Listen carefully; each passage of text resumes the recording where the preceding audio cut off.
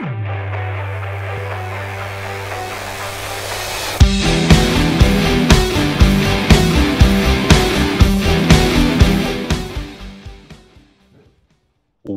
to Church is Canceled. I'm your co-host, Brett, and today I'm joined by my co-host, the Cuban pool attendant. Eso. Hola, Cuban pool attendant. ¿Cómo estás, Dani? Hola. Viva la revolución. All right.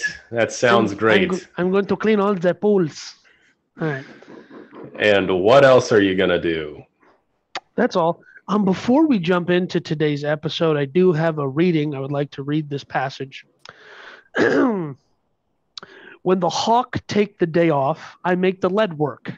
I'll put you in the red dirt. Ice cream make them look like stars. They coming through on bikes, but they look like cars. It's something new. That is a passage from Jadakiss, the song They Ain't Ready by Bubba Sparxxx, featuring Jadakiss, produced by Timbaland. Wow. Thank you for sharing that, Danny. That really resonates with me today. Thank you. That really resonates. I'm glad. And also, before we get into this scandal, this week we are talking about the Jerry Falwell Jr. scandal. Before we get too far into that, I want to share with you our segment, our church cliche of the week. Our church cliche of the week brought to you by new and true sponsor, Fountainhead Coffee. Fountainhead Coffee, the only coffee company that does not care about your feelings. You can go to www.fountainheadcoffee.com and use code CHURCH, that's CHURCH. For those of you who can't spell, use code CHURCH for 10% off. Now for our church cliche of the week. Danny, are you ready for this one? Yes. This one is maybe not in every church, but I hear this one quite a bit. Let's have a hand clap for Jesus. You ever get the hand clap for Jesus when you're at church, Danny? Not recently. No. But in order to get that, don't you kind of have to go to church? So, you do have to go to church to hear that one, Danny. I'm just watching the sermons online because my church I moved. I'm living in a temporary place. So my church is over an hour away, and I really love Jesus, and I love my local church, but not going to drive an hour if I don't wake up on time. So, yeah, that totally makes sense. So no hand claps for Jesus for you. I always just thought that was an interesting one to do a hand clap. Like, can you just say clap? What other kind of clap is there? Like, am I clapping my cheeks for Jesus? Like, what are we doing here? In the scripture, it instructs us to do everything as we do it, as though we're doing it unto the Lord. So if you're clapping cheeks, clap them. Clap them for Jesus. I'm just saying, we live in a non-contextual point in history where context doesn't matter. So why are we so caught up in the context of it?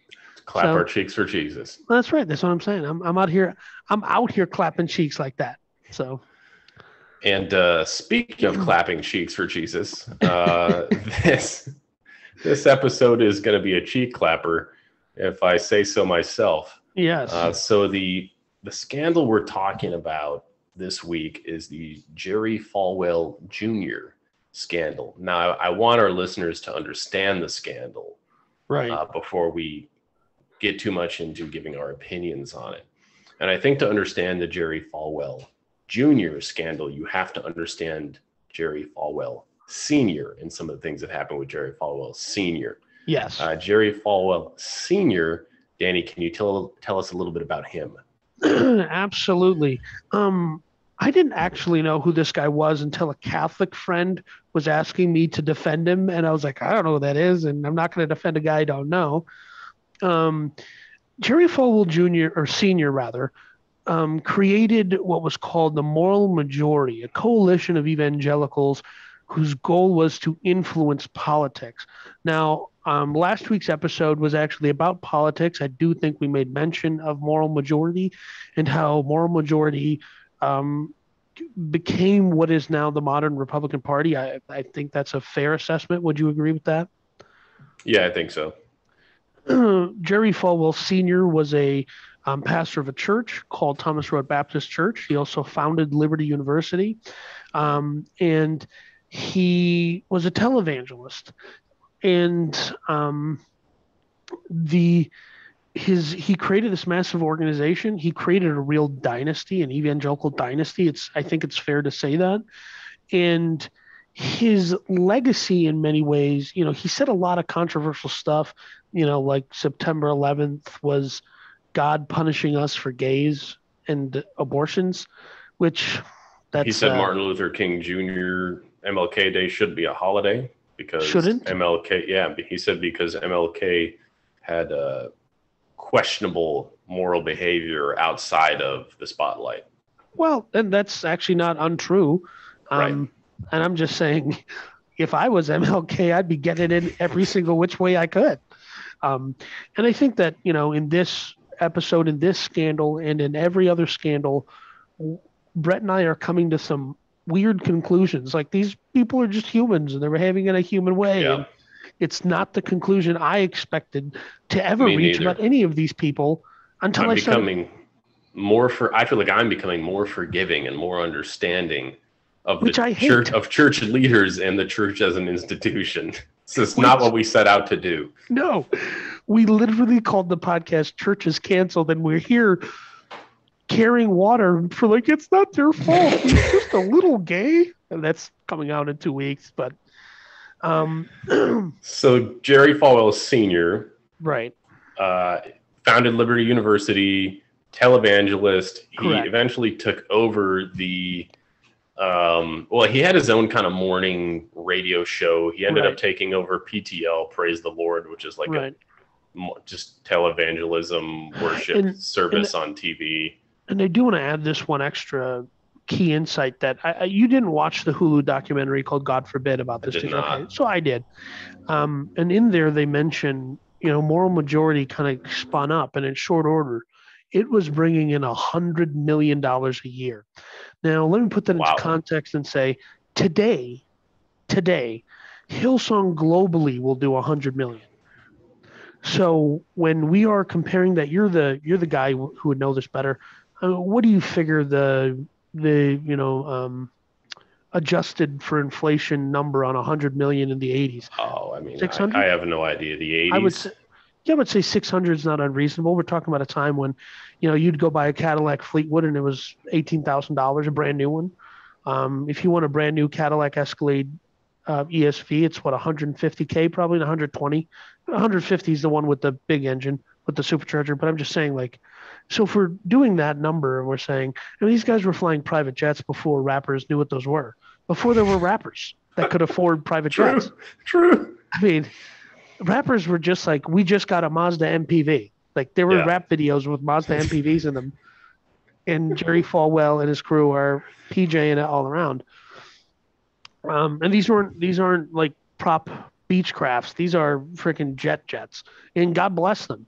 And as much as I find Jerry Falwell to be a distasteful brute, and senior or junior? Senior, an uncultured swine. Why? Just because of not just what he said, but his approach to trying to codify American Christians as the moral compass of our country. It's this gross collectivist thing where I actually, as a Christian person, and as we've just described here, I'm trying to become more empathetic and trying to see people as human beings and with a sin nature, if you want to call it that, or just whatever. You just can't. People trying to get it right. And instead of positioning us as the group who are forgiving and humble and we're servants of Jesus and we're just trying to help our community and pour into our communities, he positioned us as these moral authoritarians. And he was successful at that. And the problem is when you create a standard, people are going to hold you to it. And we created an impossible standard that is just not human. And the whole point of the gospel the whole point of the New Testament is that we couldn't fulfill the laws of Moses. Right. And so when so don't give us more laws we can't fulfill. What's the point? But to his credit, I freaking love that Senior created a freaking dynasty. only in America can you monetize religion at this scale. And he built a huge I mean, he had two sons. Okay. He handed one son a university that, Junior's net worth is estimated around $100 million. Right. I don't know about Falwell, Jonathan Falwell, the guy who took over the church. He seems like a clean cut guy who doesn't have any scandals, but we're going to find out. Knows? But what I love that. Listen, Martin Luther was really pissed that the Catholics were selling indulgences, and that's how the Catholic Church got money, was they were trying to sell people's way into heaven. Yep. This guy just monetized something political, and he made 100. This is America. Yeah. He was good at monetizing, but that's where the scandal starts. Correct. Apparently, he wasn't that good at keeping track of his money, as we found out. I don't remember the exact number, but Liberty University that he founded was in a lot of debt. And also, he took over PTL. PTL, praise the Lord, that televangelism program, that wasn't his. He took it over and then found out they were in like 72 million or some ridiculous number. I love almost 100 million in debt. And what's even worse is what they used to do is they used to sign people up for like lifetime memberships as a supporter of the show. And then if you were a lifetime member, you got like 3 or 4 nights free in this hotel that was supposed to be like the Christian Disneyland hotel, but the towers they were building weren't even finished, and there were too many people who had bought tickets, so they couldn't. They did the math on it, and they're like, well, we sold so many tickets that it's going to take like hundreds of years to get everyone in and through their 3-4 nights free stay, and we just can't do it. So he goes on the show and apologizes to everyone and says, this is what we did. And one guy starts yelling at him, which I love. God bless that guy. And he like shushes the guys like, this is a church service. And then all the other sheeple in the crowd start clapping. I'm like, this guy just lost all of your guys' money. Why are you clapping for him? What I love about that is it took 2 skeevy things, televangelism and what are they called? Those vacation rentals that you don't even own, but you pay timeshares. Yeah, there you go. Two skeevy industries. Put them together. And televangelism and a timeshare. He put. Listen, the 2 things you should always be wary of. No, but this guy, to have the foresight. This wasn't. Was this senior that did that, or he took over? Senior did that. Yeah. Well, he took over PTL. I don't know if he was selling those timeshares, but I'm just saying, whoever was the genius that said, "Let's make evangelical timeshares," we love to look at tech today and say, "Oh my gosh, they're disrupting an industry." These guys were disrupting an industry. Freaking A, man. Evangelical timeshares, I love it, bro. What a good scandal. And we haven't even got to the scandal yet. That's what I love about it. So the scandal, that's where it starts, right? It wasn't really all like all the debt PTL was in. I don't think that was primarily Falwell Sr.'s fault, but Liberty University was in a crap ton of debt too. Love it. And Falwell Sr., he loved his university. It was his passion. It was his dream. He just wasn't very good at managing the finances. So here's where Falwell Jr. comes in. Jerry Falwell Jr. was pretty good at managing money. Right. And he, from what we know about him, so I watched just where I'm getting my information from. I watched it's like an independent documentarian who did a documentary on just on YouTube. Danny, you watched the one on the new one that's out on Hulu called God Forbid. Right. Yeah, and I think our 2 documentaries kind of made different points and focused on different things. So I think we'll be able to cover a good breadth of things here. Yeah, the documentary I watched was, listen, we know it was produced by some Hollywood production company. You know how in some of these documentaries they'll have like the journalists that broke the story and other experts, and they'll sit them down and interview them, and they'll say, well, he's a psychiatrist. what I loved about this documentary was there was just some jackwagon who's like, who is this guy? They don't ever label him in the lower thirds, and he's just explaining the story. I'm like, they just found some Boston guy in a bar with an accent, and he's just like, so that's when Giancarlo goes to their house and he takes a text message and he bangs the girl. What? What? And let me just air this out for a second. One of my beefs with the one that I watched was they kept referring to the Falwells, and they like it starts with Jerry Falwell Sr. and much of this 2-hour documentary, I would say 30 or 35%, probably even 40% of it is dedicated to bashing Falwell Sr. Fine. Sure. But they do this Stretch Armstrong of trying to like place the Hobbs decision, which reversed Roe v. Wade, on Junior. But the thing that I love was they kept saying that they're racists. As you said, Falwell was doing televangelism in the 80s and 90s. Could never find me a quote or video clip of this guy saying something racist. I'm not saying he wasn't. I mean, he was born in the 50s in Virginia. I'm saying he probably wasn't walking around holding hands with black people or anything. I'm not saying he was or wasn't, but show me a clip that's definitive of that. But what I love is they end it on, so basically the Falwells are to blame for January 6th. What? Yeah, that's definitely a Stretch Armstrong, as you said.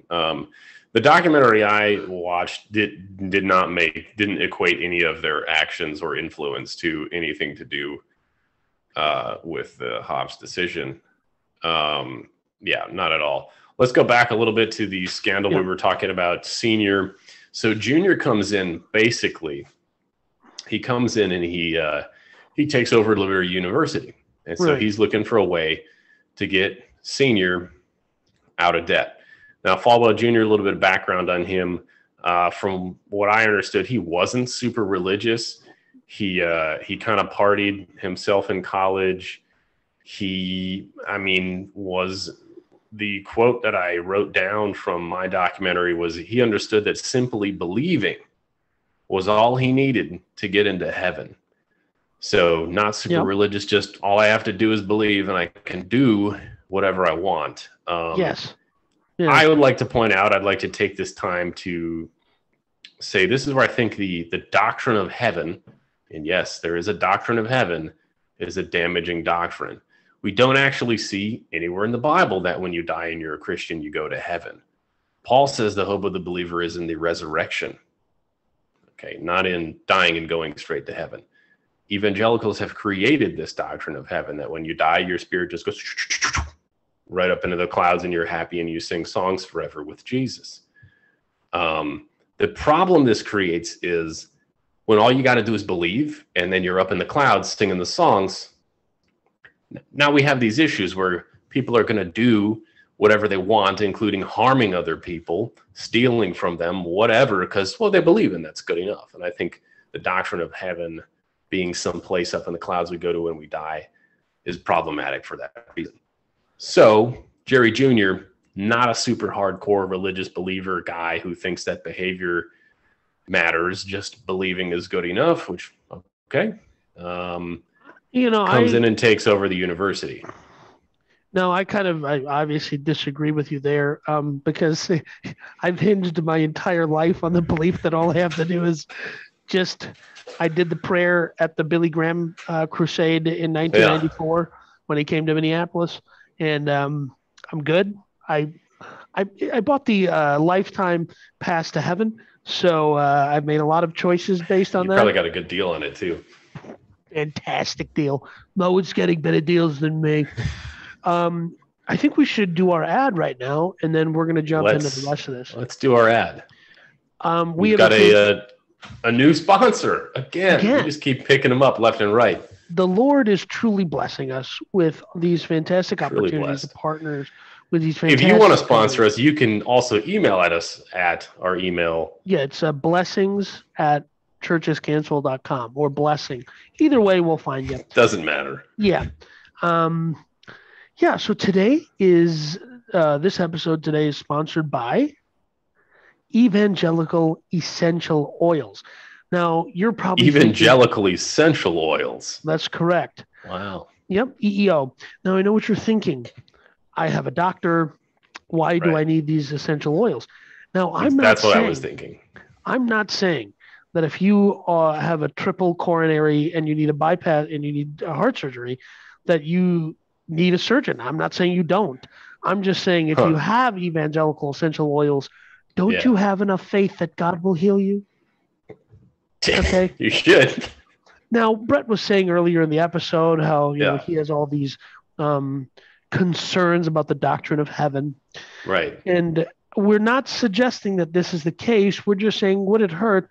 Now, if you doused yourself in these essential oils, right? If you anointed yourself with evangelical essential oils, don't you think it's going to be a little easier to get up there? Don't you? Once doused, always saved. That's what they say over at EEO. That's right.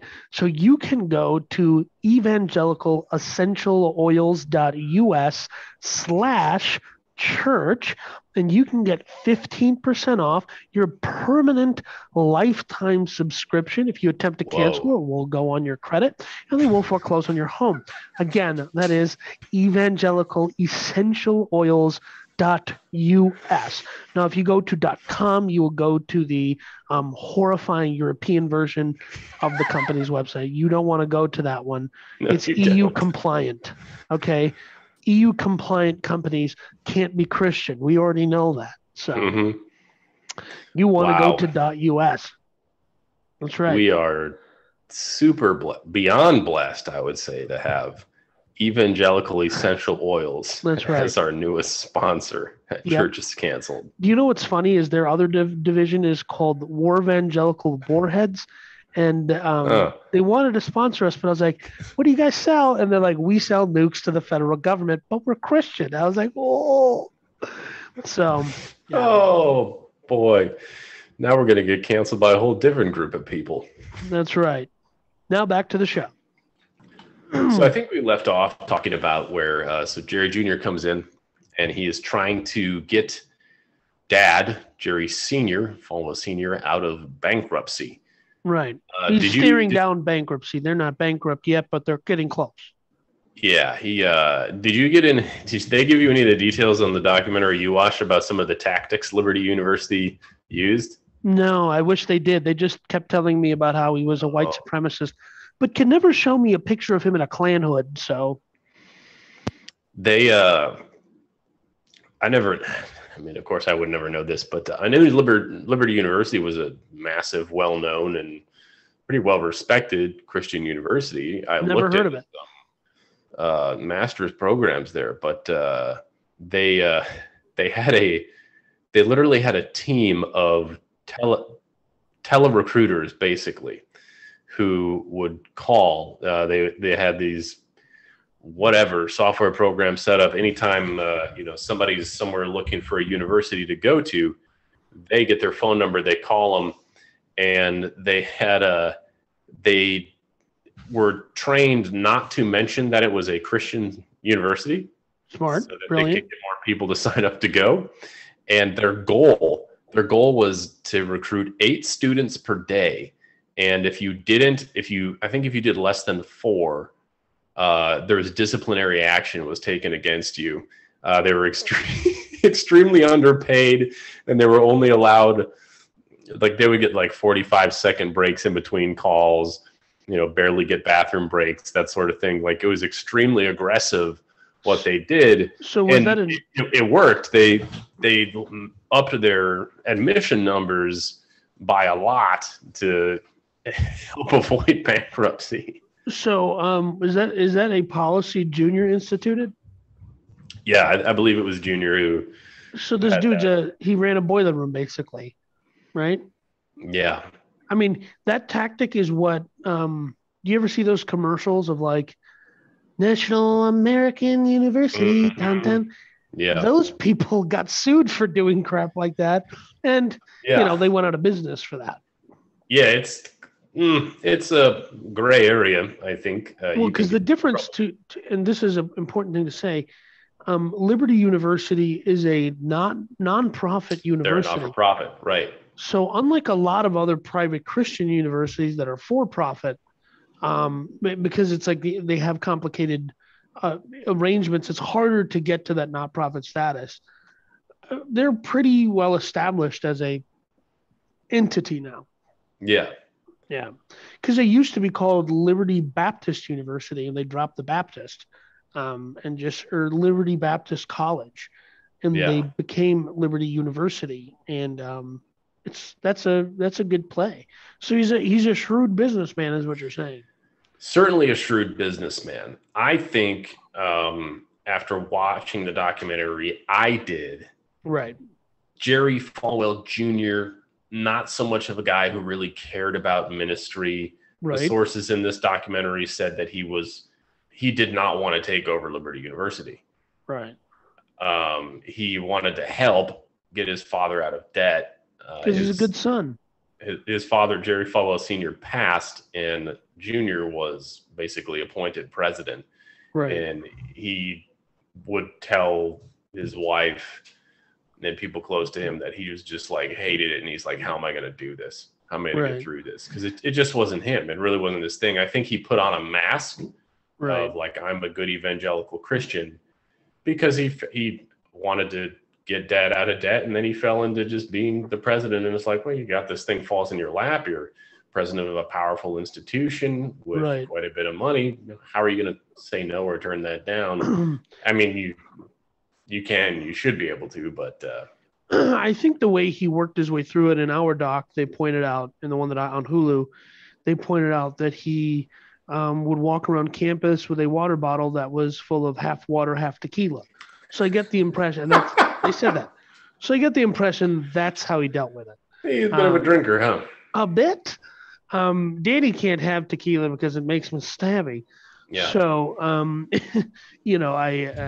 but that's how you get through it. I mean, I think I don't think it's disqualifying that he consumed alcohol from time to time, but I think if you're that, and like, there was something about the way he talked where it was just like, this guy is so, like his father was a fiery, Southern preacher. And his heart was not in it. And but then I realized, oh, this guy is completely sauced all the time. Yeah. And that's how and so I was like, I like the guy even more now. I like him even more that he's doing that.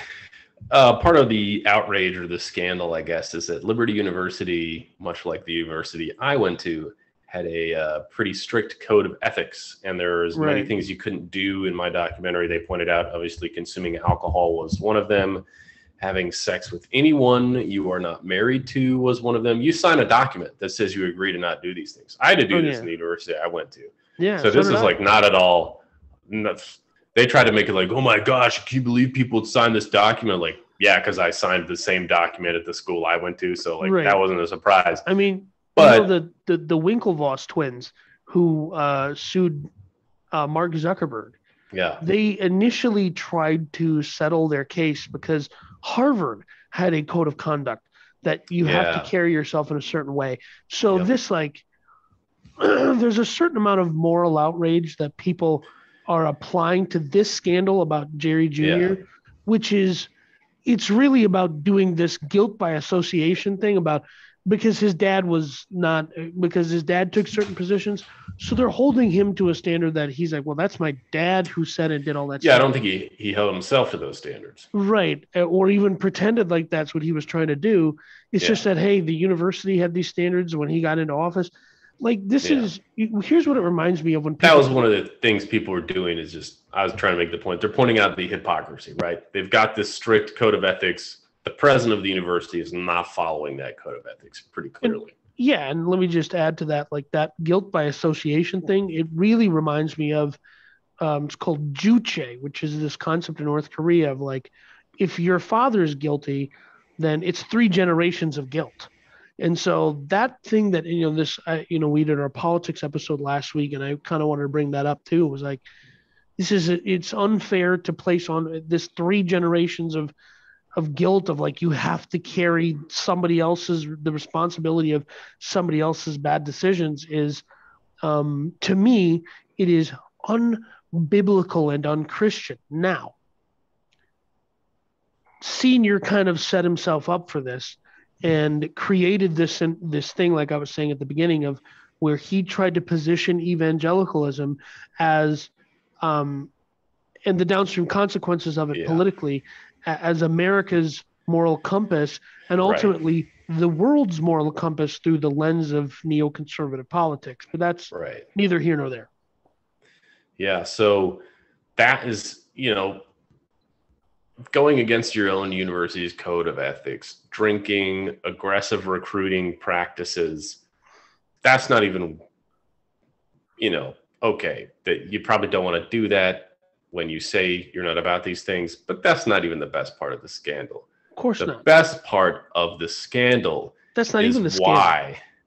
It's why Danny is named the Cuban pool entrepreneur now. I see entrepreneur. I thought it was pool boy, but I changed it. Tell us what happened, Danny, with Jerry Falwell Jr. and his wife. How did they meet this Cuban pool entrepreneur, and what happened? So Becky Falwell and her husband Jerry, Junior's wife, so Junior's wife Becky met each other, and this is one of the clips in there. He's doing he's addressing. So they do these things called convocation, whatever. They have a weekly chapel. 3 times a week you have to go to their chapel, but it's in a stadium. This is a Joel Osteen scale stadium. That's how big Liberty is. And he's doing a and Candace Owens is there, and he's telling the story about him and Becky met. And he goes, "Well, I was 18 and she was 13," and Becky's trying to tell him to shut up, basically. And so I get the impression of Becky of she's a real horn dog, and in contrast to every other Christian housewife who doesn't want to touch your pee-pee, she's trying to touch all the pee-pee. As many as she could, yeah. So it turns out that in our parlance, in our former podcast that we've kind of picked up some of the assets of the former podcast and rebranded them for this. We would refer to Mr. Jerry Jr. as a fiddle diddler because he was fiddling himself while somebody was diddling his wife. There we go. So what happened is they're out at the Fontainebleau in Miami. You're a hotel. You're a Florida resident. This ain't not legally, not for, it's unconfirmed. What? Stop saying that. Our ministry is incorporated in Florida. Okay, we don't have to file. We're filing 990s now. Okay, because this is a church, so we are a Florida-based church. Relax. But they're at a pricey hotel. They're out at the cabana, and this 20-year-old cabana boy. Mm-hmm. Is the Latino version of Tom Brady. Yeah, he's Cuban. So his name is Giancarlo Granda. And just this is kind of a pertinent point. Cubans in South Florida tend to, at least Gen Xers and boomers, tend to be more conservative politically. Sure. And the reason that's important is somewhere in the doc, Becky goes, "Oh, so your family, they're Republicans," and she turns to Junior and goes, "Oh, he's perfect." And so they meet him, they get to know him a little bit, and they say, "Hey, we're staying here at the Fontainebleau with our kids." Becky does, apparently. Becky says, "I'd like to..." Supposedly, according to him, now there's two different versions of the story. Right. According to Giancarlo, Becky approached him, was clearly drunk, was flirting with him. Correct. And said what, Danny? I don't know what she said. I don't remember. Oh. I just basically propositioned him. Yeah, and she said, "You want to come back to my hotel room?" My hotel room. But she told him to go to the Days Inn around the corner because she was staying at the Fontainebleau with her kids. Right. So and according to Giancarlo, she also said, "My husband would like to watch." Yeah, that part I don't remember her saying that up front. My recollection of his recollection of events was they pried him with booze in the lobby of the Days Inn in Miami. and then after he was properly unable to consent, at least I'm is that what he said in your documentary? He didn't say that in his documentary. I'm inserting that because they implied that. Well, I mean, they're trying to make it, but whatever. He goes up to the room and then notices Jerry Jr. is also there. And in the one I watched, he said it was pretty clear that Becky told him he was going to be there, and he thought it was kind of weird. And she was like, "Don't worry, he's not going to do anything. He just wants to watch." Yeah, and listen, that might be true. I don't. My memory might be incorrect here. So this documentary was kind of dragged for me anyway, because it just kept hammering a lot of points that I thought were unnecessary. Yeah. So I kind of watched it over 4 or 5 days. But basically the pertinent point here is that at some point in time they come to an understanding that Giancarlo is going to plow Becky, Jerry Jr.'s wife, while Jerry Jr. fiddles himself, rather. It was implied that he was fiddling. I don't think, was it outright stated in your documentary? It was outright stated in my documentary. There's competing. Okay. The story that the Falwells put out was this, like, he entrapped us.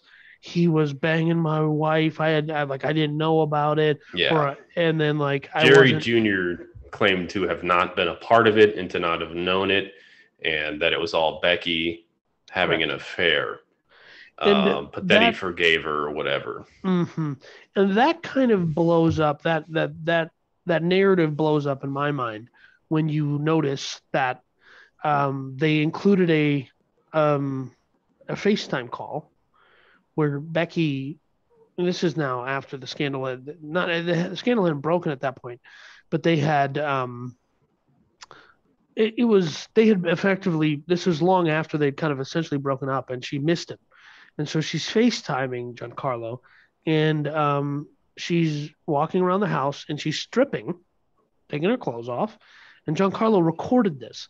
So the Reuters journalist that broke the story was like, I can't go to the press. I can't do this without more firm evidence.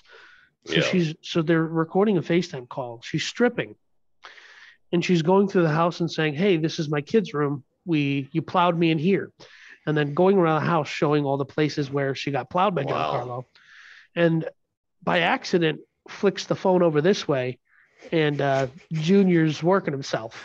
Oh no! Yeah, you don't see his red-handed. You don't see his equipment. That's probably good. I'm not a perv or anything, but I'm always curious about guys who are fiddle diddlers and what they're packing. And is this a compensation thing? I don't know what it is. Yeah. But what's the reason? Well, they alluded a little bit in the documentary I watched that Junior and his brother John felt that it was difficult. John got along with Senior a lot better, and Junior got along with his mom, and Junior always found it difficult to earn the affection of Senior. So there could be some shame and guilt playing in there. Junior never felt good enough. That tends to be a theme with these sorts of sexual arrangements. So who knows? Okay. Well, yeah. So, and there's another person came forward that was in her son's band who said that she had that Becky had jumped his bones and got into bed with him, and without him having been propositioned or him asking for it or anything, and started to fillet him. And he's like, "What are you doing?" And Becky's kind of good looking for a Becky's a good looking lady. Yeah. She's kind of good looking for a 40-something-year-old lady. So I get the impression that Becky is a real horn muffin. And instead of seeing this as a blessing from the God that your evangelical wife of however many years wants to touch, we don't know that Becky was really evangelical, or if she was just buying in and playing a part like Junior appeared to be. Right, but that's a fair criticism that applies to literally every Christian, I think, sometimes. Sure. But at the same time, I think you and I know plenty of Christians who we would look at and go, is in ministry. I can think of two You go, that guy's not faking it. He really believes, and his heart's in Yeah. it, and he's about it. Um, and I would say that, with this much money on the line, my heart's in it. Like, Yeah. I think um, they, in my documentary at least, they focused a lot on like, was it really whose story was true? Was it really a cuckold scenario, as they say, where Jerry Falwell Jr. is included and likes to watch, or was it just an affair where Becky was cheating and Jerry didn't know? They really tried to like figure that out, and I think that part's irrelevant as far as this being a scandal. I don't know that that matters so much, but I'll get to right. why I think that. I can see why people think that matters and why people say, "Oh, what hypocrites! Their school's code of ethics says you can only have sex with the person you're married to, and they're off with a third person involved in theirs." Well, That isn't doesn't this seem to matter to me. It's clear that Becky was having sex with Giancarlo in some capacity, right? and I mean, I don't know. It seems pretty clear to me that Jerry Jr. knew about it. I mean, there's all these pictures Right. of them together. There's pictures Right. of them with Trump together that we will Right. comment on in a second here, but I don't know that And matters so much in my mind. right. And the way that I view the whole thing was that Jerry Jr. and they had a psychiatrist or psychologist, somebody, a lady, in the doc, in the Hulu Oh yeah, doc, and she said this couple is actually as close as a couple can get. They're really close with each other. They have an implicit volume of trust, and the impression that I got was um, that Jerry Jr. is a real beta male, and his goal with his wife is to whatever she wants. I want to give her the world, right? sure. And she wanted to bang a 20-year-old Cuban pool attendant, and so he, in some reverse concubine scenario, was like, well, if I'm here to watch, then, and if I'm yanking myself, then somehow it's really like it's my pee-pee going in her, right? Like, I mean, what I'm saying? Like, it's, I don't know. There's a weird upside down spiritual argument that I think could be made, that that's how he perceived things. I don't think, and no one ever said that, but I'm trying to make it all work. I have this Sure. theology that before anybody else ever started deconstructing, at least publicly, or talking about it, I call it the box. And it's just like, if it don't fit in the box, don't worry about it yet, right? And so, What do you mean? Tell us more about that. well, I'm just What saying, is the like, box? we'll talk. We have an episode on deconstruction, so we'll get into it then. Okay. But um, but basically, what I'm trying to say is, you try to make it all fit. And Uh-huh.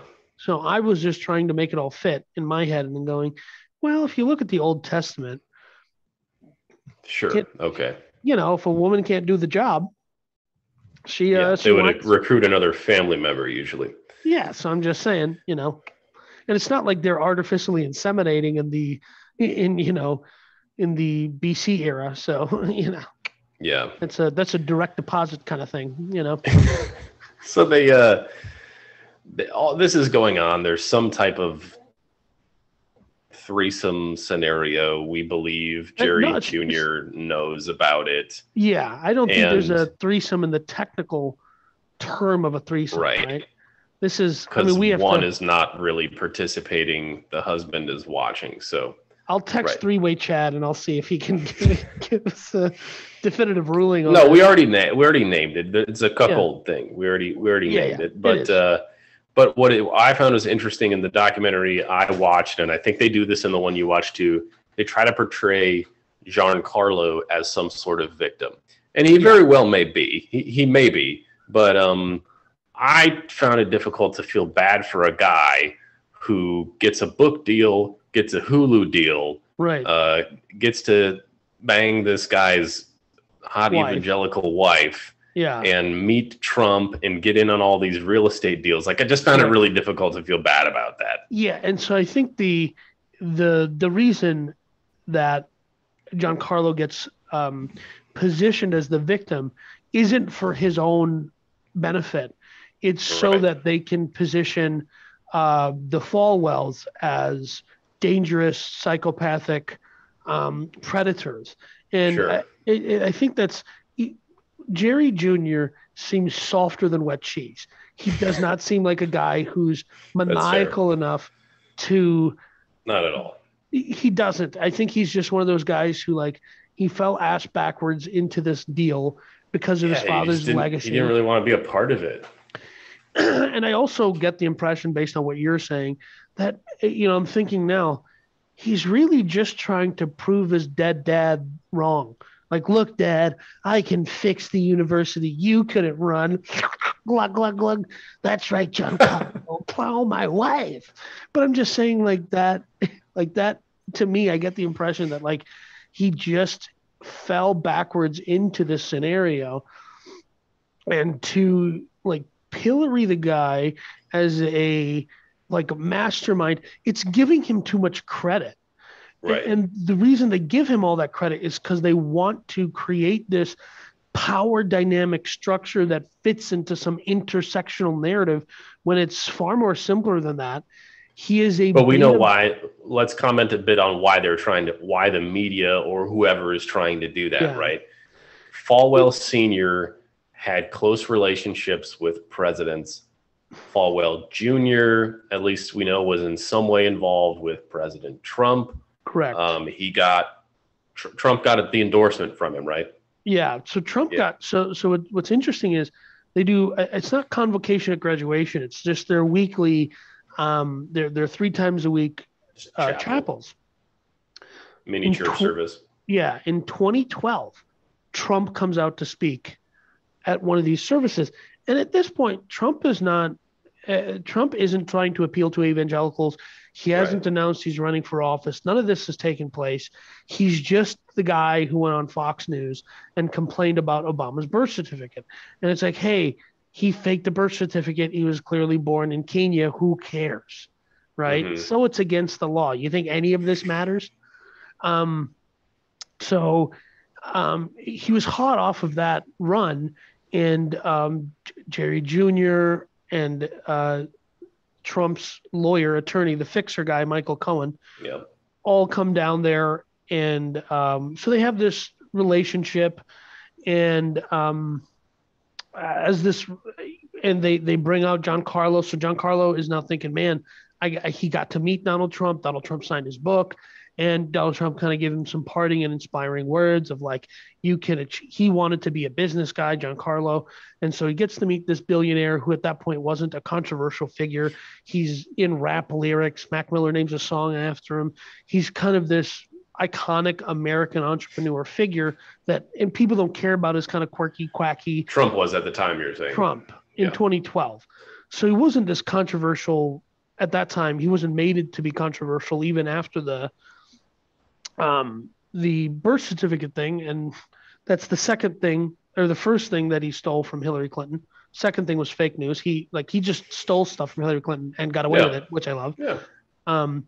But so that relationship, when Trump goes to run for office, before the evangelical world was enthralled with Q and all these weird fantasies about, America getting cured of its problems that conservatives were warned about 35 or 40 years ago, but didn't care because they were winning elections to themselves. Yeah. And so they didn't care. And now they concerned all of a sudden. This is a guy who Trump had many wives. Like, he's an NBA level scumbag in that regard. And I love that about him. He has kids with multiple women, and he's not really an evangelical. And he went to, when he ended up announcing he's running for office at that convocation where he gets the endorsement of Falwell Jr., he reads out of a Bible passage, and he goes, "This is the one, okay? 2 Timothy." And I go, "Come on."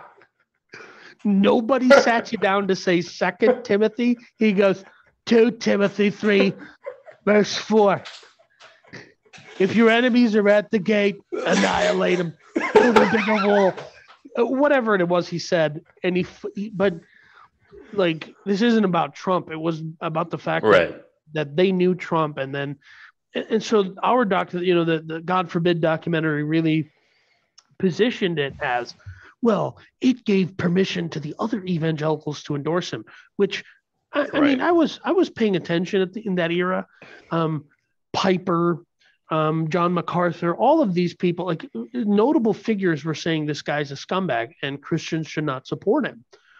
And they even ran a candidate out of Utah named Evan McMullen to like appeal to those evangelicals. And I know a bunch of people that voted for him. And so I'm just saying that it wasn't this assumed thing. And they're trying to rewrite history to be like, dude, I didn't know who Jerry Falwell or Jerry Falwell Jr. was basically until the old man died.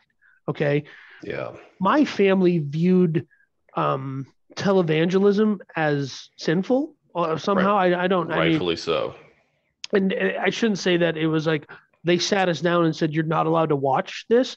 But I'm just saying, like, I remember I was at somebody's house and the parents were watching Benny Hinn, and I went into the other room and I said, well, I'm not allowed to watch that.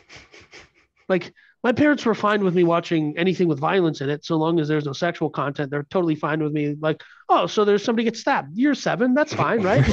Like, at that time, Minneapolis was referred to as Murderapolis. So they were just like, you should probably know about getting stabbed or whatever. You should be able to address a wound. What high school is going to be like. So get ready, son.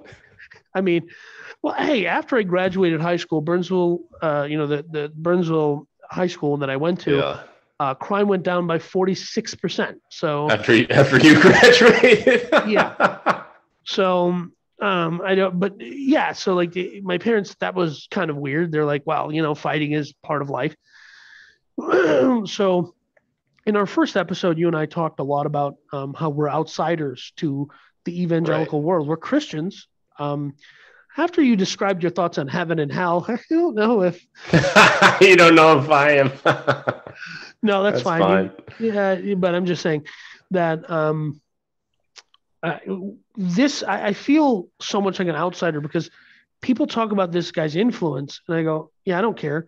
Like, he can endorse whoever he wants. I'm not going to go vote for him because I'm like, it's not like, I was really on the fence. I was going to vote for that Hillary lady, but Jerry Falwell Jr. said I should vote for this orange guy, so I'm going to do it. But you are a free-thinking individual, and you value individualism and logic and reason. Not everyone does, especially evangelical Christians. And here's where I think here's the big loser in this scandal. All right, they try to paint Jerry Falwell Sr. and his wife Becky to look like evil sociopaths. You mean Junior? Junior and his wife Becky just look like evil sociopaths who took advantage of this poor 20-year-old guy, Giancarlo. Yeah. And that he was the guy who lost it all. No. The biggest loser in this story is the sheep-minded evangelical Christians who actually thought that these people, whether it's Falwell Sr. or Jr. leading their university, that them like abiding by their own moral standards that they set forth for other people, that had any value or meant anything at all. Right. That's the biggest loser in this story, is the people who are dumb enough to buy into that. No, I think the biggest loser are Falwell Jr.'s kids. He has like 3 or 4 kids. Well, and I think the biggest loser in this whole thing is, so my dad barely believes. He's drunk all the time. And my mom is running off trying to blow all of my friends. Like, this is like if you find out your mom has an OnlyFans. This is that bad. Okay? I don't know how maybe worse, yeah. I don't know how you have it. And the crazy part was Giancarlo was kind of the age of her kids, so he kind of knew the kids. Yeah, he was out with them a little bit. Mm-hmm. And I don't blame him for like get friends wherever you can get them. And if it just so happens that you're banging their mom, that's life sometimes. Right. I would never blame that guy. Because, like I have to put myself in a scenario where I go, so if I have if that's my situation, my family, you go, yeah, do you blame him? My dad's hooking him up with freaking real estate deals. Yeah. So these, the part of the scandal that they don't necessarily, that they kind of focus on, and I wish they had spent more time focusing on this, was, and this is where that predator narrative might have some teeth, and that is that in order to kind of keep Giancarlo entertained, they hook him up with pretty incredible real estate deals. Yeah. So they helped him buy a hostel, and they were partners in this in Miami. And I was looking at the hostel. I looked at what they paid for it in 2012. So we're going all the way back to 2012. And they paid $4 million for it in Miami. I'm doing the math. I think the Falwell still own this thing. It's probably worth close to $10+ million. So it was totally like nobody lost anything here. There's no dollar loss, right? They bought, Florida's real estate market was depressed by the GFC, the Great Financial Crisis. Right. 2012 was the bottom of the market. That's where everything bottomed out. So, but where this gets interesting, where the scandal becomes more scandalous, is Giancarlo uses a family friend or friend of his as the real estate agent on the deal. Yeah. And the at this point he's still he's just figured out, the relationship with Becky's gone on long enough where he's figured out, holy crap, these are powerful people with major connections, right? This is actually takes place, I believe, before the Trump meeting. Okay. So he uses these sketchy guys, basically these sketchy fellow Cuban real estate guys, to help him buy this. Turns out he didn't know that, his friend's dad, who was a real estate broker, lost his license, was a felon, owed millions of dollars. What ends up happening in the real scandalous part of the scandal is not really the fiddle diddling. It's the fact that this comes to blow back on them, because they start, the father and son that acted as the real estate agent on the property that they bought for Giancarlo, start adding it up, going, hold on a minute. Why are these wealthy evangelicals who run a university in Virginia buying a Miami hostel for some 20-year-old, at that time, $4 million for some 20-year-old kid? It doesn't make any sense. Right. And they kind of come to the conclusion that some weird sex thing is going on. They don't have any firm. Who came to this conclusion? The real estate father-son. Oh, okay. Yeah. And so then they start to blackmail the Falwells and Granda, and they say, well, technically we were promised 50% of the deal or 50% of the ownership or something. And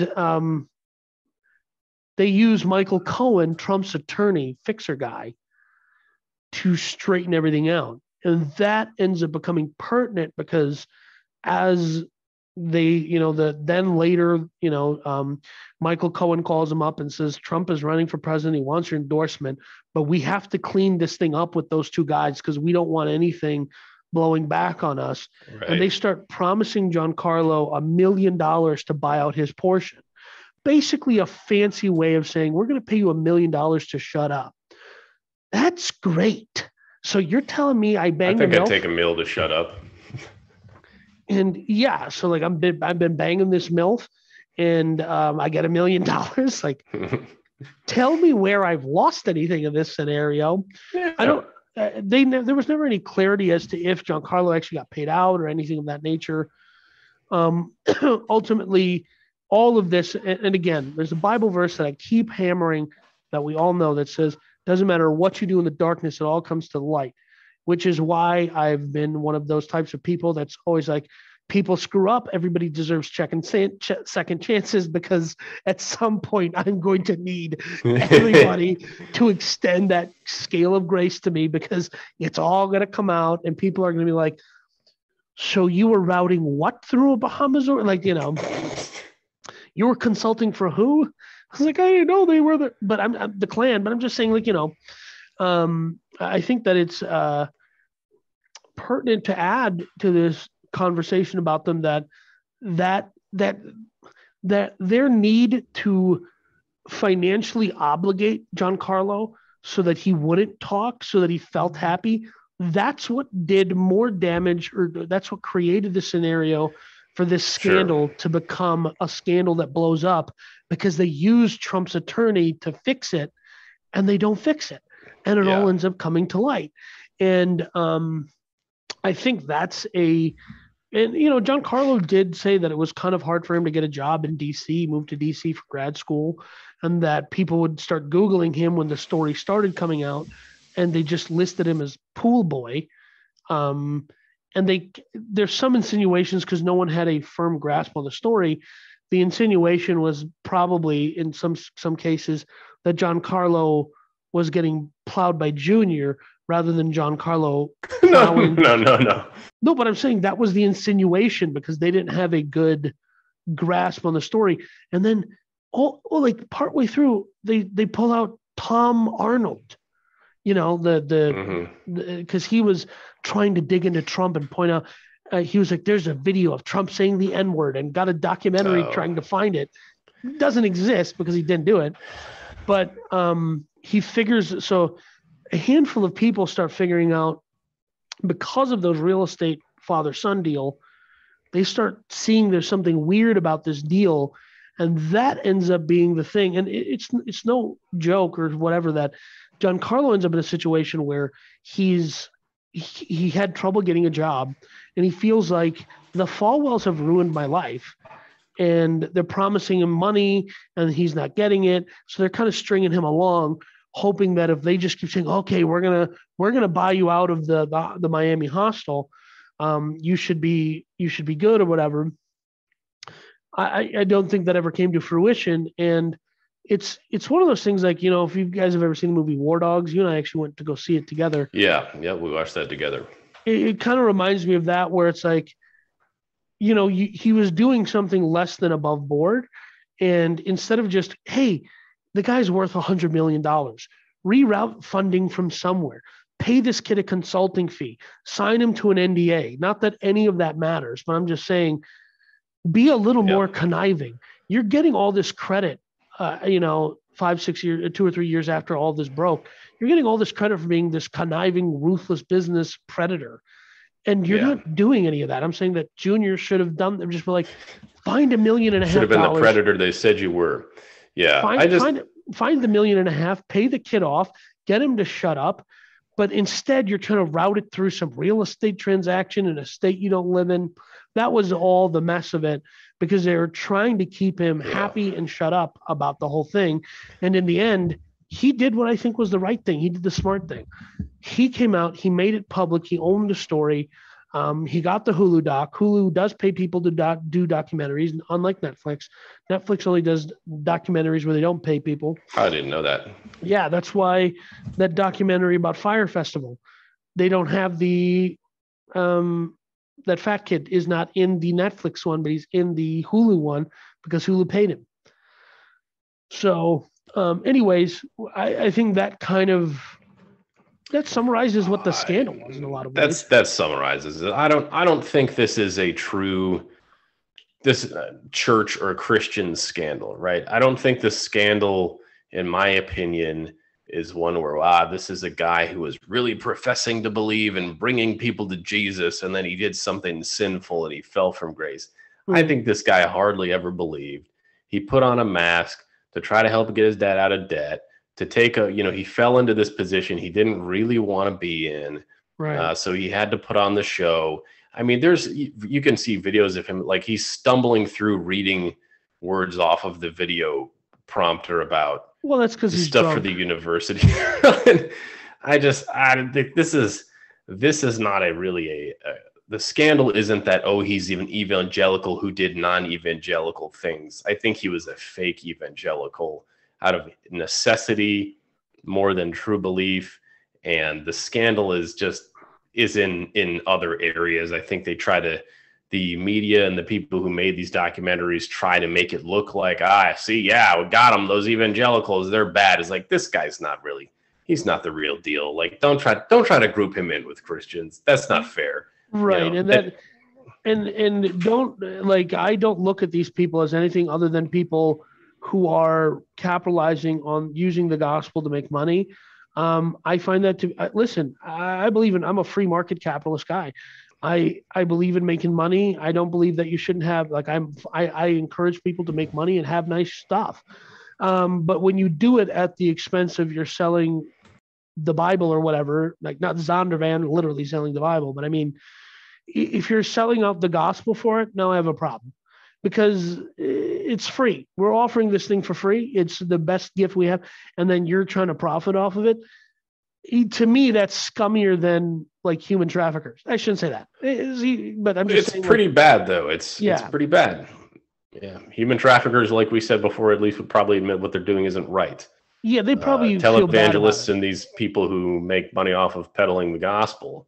Yeah, wouldn't admit that. So right, and there's an angle of it which I go, if everybody's in on the goof and we're all doing it as a tax break, I'm fine with that. If everybody knows that you're doing this just so you can make tax-free millions of dollars selling books, I don't care. Yeah, that doesn't hurt my feelings. I'm just going through my notes here to make sure I think I got everything. Yeah, it does. Oh yeah, no. So there's one last thing that kind of made this scandal even a little juicier was Junior was sending text messages to or sent one at least to Giancarlo of some scantily clad student at his farm out in Virginia. They have a 300 or 400 acre farm. Oh, I forgot that part. Yeah. Yeah. And then there was the Instagram scandal, which was, forget that he's fiddle diddling and all of that. The university fires him ultimately. Oh yeah. Because him and some girl, and he's holding the girl too close to her titty. And they have side their boob. Yeah. They have both of them have their pants undone. And he's going on some local like talk radio station trying to explain. He's like, I wasn't doing it right, and my pants were really old and I didn't fit in them. And she's pregnant, and so she doesn't fit in her pants. And I'm gonna try to do better next. He was clearly bonkers drunk. So but if we can't all hold hands and say this is so I try to walk away with a positive lesson from some of these scandals, because otherwise it gets depressing, right? For the same reason I stopped doing anything political and I become anti-political. I'm trying to look at this as like and here's what I think the lesson is. You do realize as Christians, if we just did a handful if we just loved each other enough to put our hearts and our dollars towards good things, look at what we could actually accomplish. Like, the Liberty University is huge, hundreds of millions of dollars. I mean, huge, many students. Christians, if we worked together, instead of working against each other, instead of trying to measure who's truly Christian enough or any of that stuff, we could probably solve hunger, human trafficking. There isn't anything we can't solve. We're well equipped. What's that? I believe that. Yeah.